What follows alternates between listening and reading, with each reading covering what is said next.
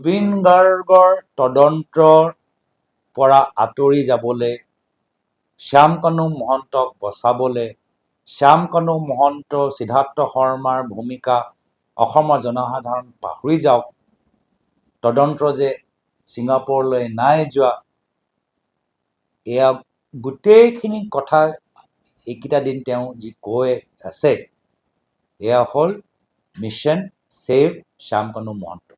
শ্যামকানু মহন্তক ন্যায়ৰ পৰা, আদালতৰ পৰা আজি তেওঁ এনেকুৱা কিছু পৰামৰ্শ পষ্টমৰ্টেম ৰিপৰ্টৰ সম্পৰ্কত এনেকুৱা কিছু পৰামৰ্শ দিছে, যি পৰামৰ্শ মানি ল'লে তদন্তটো দুৰ্বল হ'ব। তেওঁ কি কৈছিল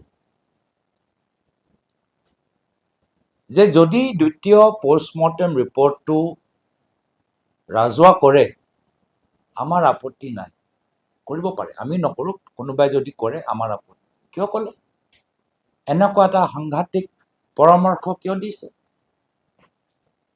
যেতিয়া জানে যে এনেকুৱা ধৰণৰ পষ্টমৰ্টেম ৰিপৰ্ট ৰাজহুৱা হৈ গ'লে গোটেই তদন্তটো দুৰ্বল হৈ যাব।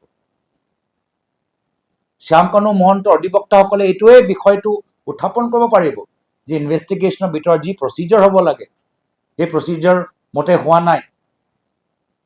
গোটেই ইনভেষ্টিগেশ্যনৰ ওপৰত প্ৰশ্ন আনিবলৈ সক্ষম হ'ব।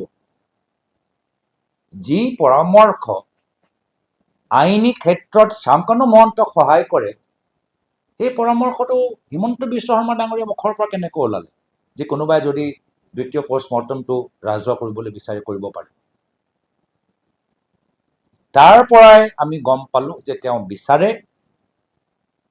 যে গোটেই ইনভেষ্টিগেশ্যনটো, তাৰ যি প্ৰক্ৰিয়া ওপৰত শ্যামকানু মহন্ত অধিবক্তাসকল, লিগেল টিমে পৰৱৰ্তী দিনত প্ৰশ্ন উত্থাপন কৰিব পাৰে, প্ৰচিডিউৰৰ ক্ষেত্ৰত গাফিলতি হৈছে, এইখিনি কথা ওলাই আইনী ক্ষেত্ৰত ৰেহাই পাব। এইটো কথা বহুতে কৈছে, বহুত আইনৰ ক্ৰিমিনেল ল জানি বুজা মানুহবোৰে কৈছে যে পুলিচে যিদৰে শ্যামকানু মহন্তক আনিছে, এই ক্ষেত্ৰত বহুত তেওঁলোকে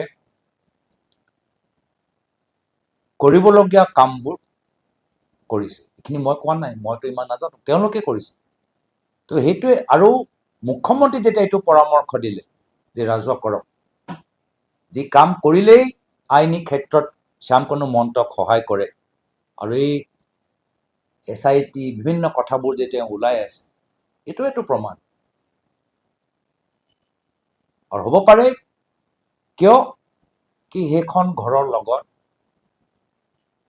শ্যামকানু মহন্তৰ ঘৰৰ লগত হিমন্ত বিশ্ব শৰ্মা ডাঙৰীয়া আজি নহয়, আগৰ পৰাই এটা মধুৰ সম্পৰ্ক।